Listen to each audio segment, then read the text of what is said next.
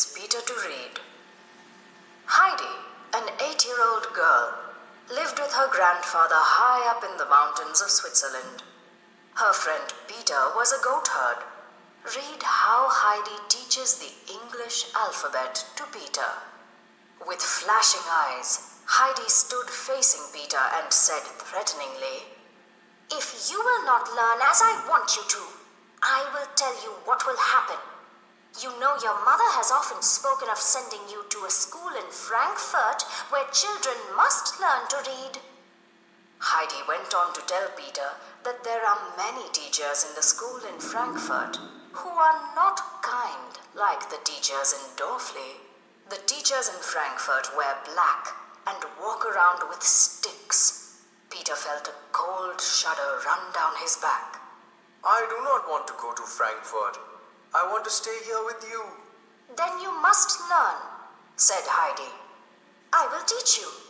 You will then be able to read to grandmother. You know how happy she is when I read her hymns. Soon, you will be able to bring that joy to her." And so, Heidi had Peter sitting with an ABC book with rhyming lines. Peter was made to spell out the first sentence 2 or 3 times over, for Heidi wished him to get it correct and fluent. So she read out, "ABC must be learnt today, or the judge will call you up to pay." "I shall not go," said Peter obstinately. "Go where?" asked Heidi. "Before the judge," he answered. "Well then, make haste and learn these 3 letters. Then you will not have to go." And she continued in a clear, slow voice. "D, E, F, G must run with ease, or something will follow that does not please. Should H, I, J, K be now forgot, disgrace is yours upon the spot.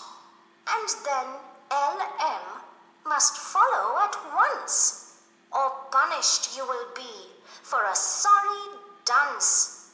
If you knew what next awaited you, you would haste to learn NOPQ. Now RST, be quick about, or worse will follow, there is little doubt." Heidi paused, for Peter was so quiet that she looked to see what he was doing. "You need not be afraid, Peter. Come here to me every evening. But you must come regularly, not now and then as you do at school." Peter obeyed Heidi's instructions and at last reached U. Heidi read out, "And if you put the U for V, you will go where you would not like to be." Peter growled, "Yes, but I shall not go." The next evening, Heidi read, "If you falter at W, worst of all, look at the stick against the wall." Peter looked at the wall and said scornfully, "There isn't one." "Yes, but do you know what grandfather has in his box?" asked Heidi.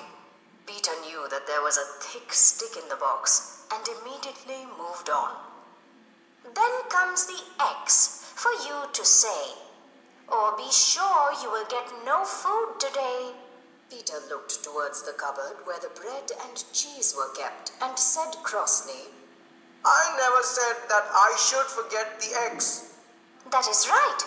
If you do not forget it, we can go on to learn the next. And then you will only have one more," replied Heidi, anxious to encourage him. "And should you make a stop at Y, they will point at you and cry, 'Fie, fie!'" Peter threw himself with energy on the Y and arrived on the following day in a somewhat lofty frame of mind. For there was now only one letter to struggle over. "Make haste with Z. If you are too slow, off to the monsters you will go." Not only had Peter to repeat his Z until it was so fixed in his memory that he could never forget it again, but Heidi began teaching him to spell. And Peter really made a good start that evening. So it went on from day to day till Peter could read out hymns to grandmother. Heidi teaches Peter